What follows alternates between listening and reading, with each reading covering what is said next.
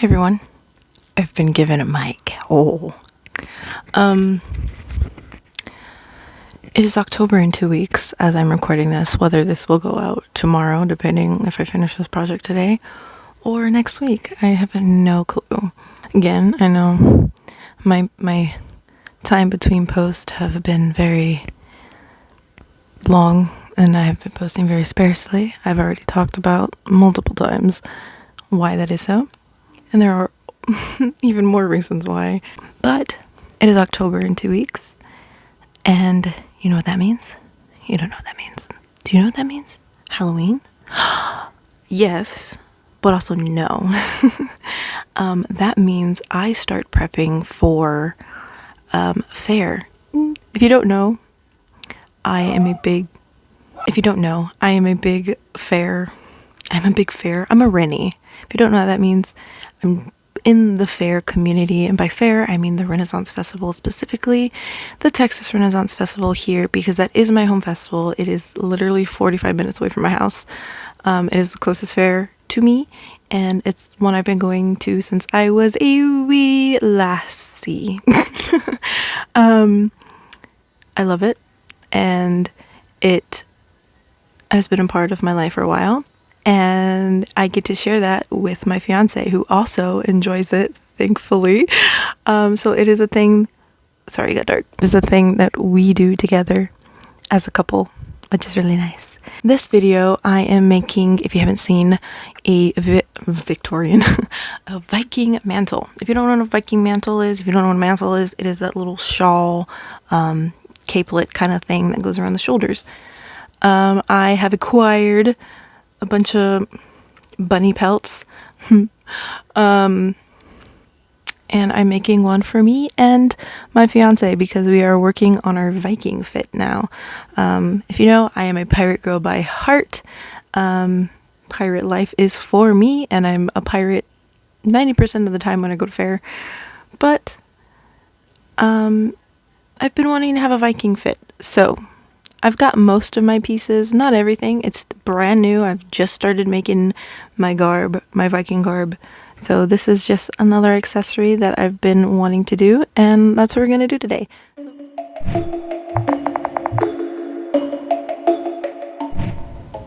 Okay, so these are all the pelts I have. I have a total of 8 pelts, 4 for me and 4 for my fiance. I was only going to use 3 for myself, but I'll explain why I use 4 later. But look at this fur. It is just so pretty. It's like this light gray on top, and the undercoat is black, which gives it a darker gray color. It's so gorgeous, and I think it's going to match my Viking outfit really nice because it's gray and black for the most part. But getting all of them, I'm sorting them out to decide which pelts I'm going to use for him. I try to use some of the larger ones for him because he has broader shoulders than me, obviously. And once I pick those out, I start to line them somewhat in a U shape, trying to go with, you know, your natural curvature of your body, kind of like a shawl would be curved a little bit, but not too much. And so I'm just placing them what I think looks okay, just eyeballing it, and then I'm taking these clips. It's just a Mod Podge of clips. Mainly it's just binder clips, and then these other clips that I'm not really quite sure what they're used for. My aunt gave them to me, but they worked perfect for this project, and I'm going to use them for a lot more projects for sure. So yeah, like I said, we're just using these clips to make a little mock-up, just to see where things are so that I can still adjust it to his shape. As I'm doing this, he does walk in and hands me a beer, and he wanted to show you what beer he got, and it is from the Bahamas that my aunt brought back from a cruise, and this is what I'm drinking. I love it so much, and I'm sad because they don't sell it anymore.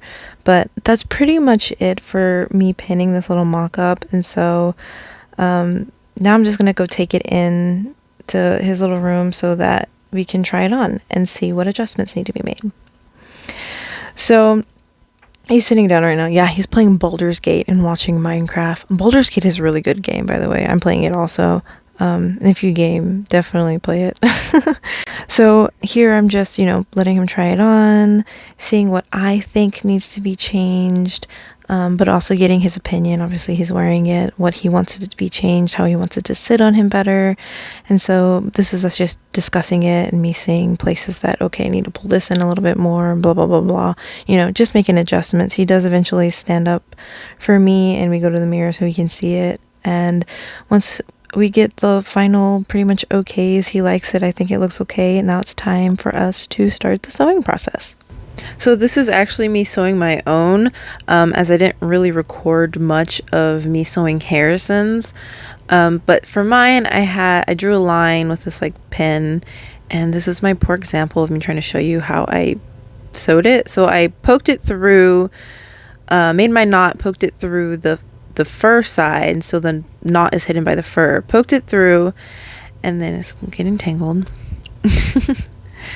And then I made another stitch, right? You saw? And then I go back through the first hole I made. It's basically a back stitch, but I do a back stitch, an extra stitch just for security. So back through the hole I already made the first time, and then we're going again through the second hole I made. If that makes sense. Does that make sense? I'm sorry. There's a close-up later at the end, but it's still not the best explanation. But it's a back stitch, but instead of skipping a stitch, I just go through every single hole, if that makes sense. Just because, I don't know, I just feel like I need to have extra protection. So we went back through that hole. And now we make our own new stitch. So we went back through that hole, and then however far apart you want it to be, I poke a new hole. And that's why I drew the little metallic things to have a guideline. I did that for mine. I didn't really do that for Harrison's. I let the gods tell me what to do. So there's our new hole. And then we go back through our old hole. So we go backwards through the old hole and just keep the process going. So let's go ahead and fast forward this sewing process. Okay, back to Harrison's. That little spray bottle I didn't use as much as I thought I was going to use because there was just so much extra fabric, but its purpose was to spray the hairs and make them wet so they're easier to slick down, and that's so they don't get caught into the stitch and look awkward when it's, on your back, just to keep it fluffy a bit. So I have got this whole thing sewn. There's this spot in the middle that kind of peeks up, and I kind of almost went with the naturalness of the pelt, which I probably shouldn't have, and I kind of changed that in mine. But yeah, that's why this right here, there's kind of like this bump in the middle, and that's because I didn't do a straight line. I had it left at a point, which kept that, which is great if it's going over your shoulder, but I don't think that's directly on his shoulder, so it's not very helpful for us. I do go back and fix that later, and I will just sew a straight line like I'm showing you here, that little point right there, and I'm gonna fold it over. Why did I do that? Oh, I was trying to use the clip to show you what it would look like, but then the clip itself was creating a bump, so I moved it over, and you can see how it's a lot more seamless, and that bump just really gives away that there's a seam there. So that little triangle there, I'm just gonna go ahead and sew straight, and then it should fix that problem. So again, back to more and more and more sewing. My fingers were hurting. They started to feel like they were bruised. But again, we're just going to fast forward to me finishing sewing all the pelts together. So this is what they look like. I'm showing you the one I'm brushing is where the fur is going in the same direction. So that looks a lot more seamless. And then I'm showing you that bump because I haven't fixed it yet. And with that, that's Harrison's pelt pretty much almost done. Our mantle almost done. There's all the little fabric on the inside I gotta cut off still. Just a few things, the attachments. But now we get to move on to doing mine. Yay! And now I have a little person. My little Miss Uma decided to stay with me for emotional support. And so here's mine. I guess I lost the footage of me trying on 3 because I was trying to explain why I was using 4 instead of 3, because 3 fit around me, but the sizing was just weird. So the one in the middle was just like super long, and the 2 in the end were like super high, and it just looked completely awkward, and like I stuck pelts together and it didn't look nice. So I was like, okay, I'm gonna use 4, and I'm probably gonna have to cut off like extra fabric, which is fine. And so here I am pretty much doing the same thing I did at Harrison's. I do mine's a little different, and I'll tell you about it when we get there, but same old, rearranging for how I think it's gonna look. Okay, a little mock-up, pin it, and then I'll show you what the pinned version looks like real quick.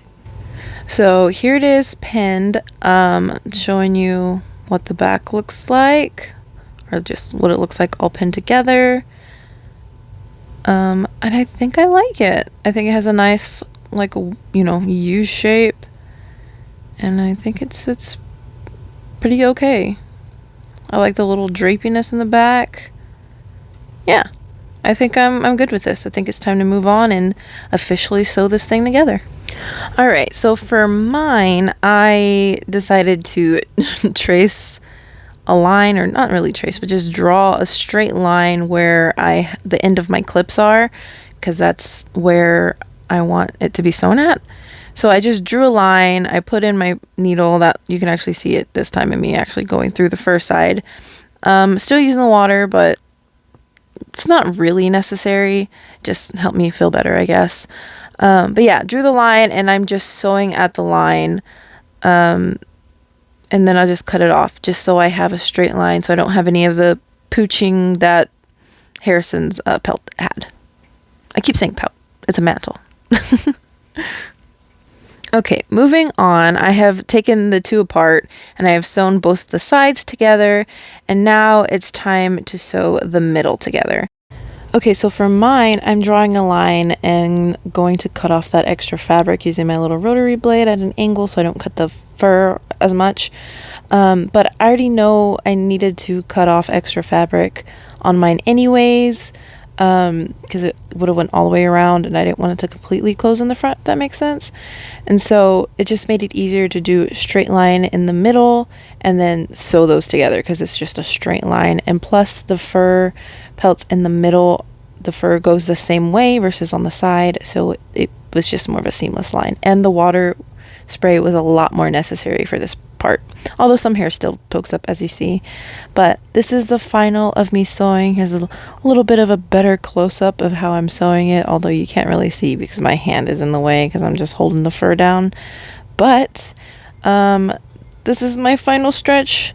Literally, this is the last pair of pelts I have to sew together, and I can finally try on the fully sewn mantle. But first, let me show you how I ended the knot of my stitches. So same thing here, back stitch as normal, and then once I get to the end, I do my little back stitch, but I keep my thumb in the loop and don't let it all the way tighten. Go back through that first stitch, or the newest stitch I had made, and then I take my needle through that little hole, and then I pull it tight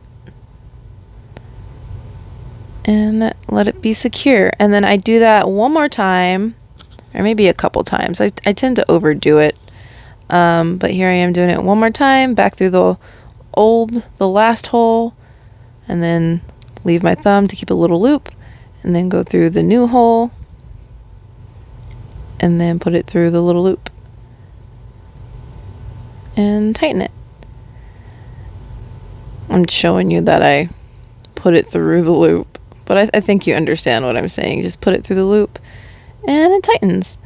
Now I've done that, and I'm taking the needle and going through the little knot I made and just kind of making a knot, and I do that about 4 times because I'm overkill. And then I'll just burn the little end off, and that is how I ended it. And look at the other side. It looks pretty neat on the end. So now officially we can try this baby on. So here she is, all sewn together. I still need the little clasps here to hold it together.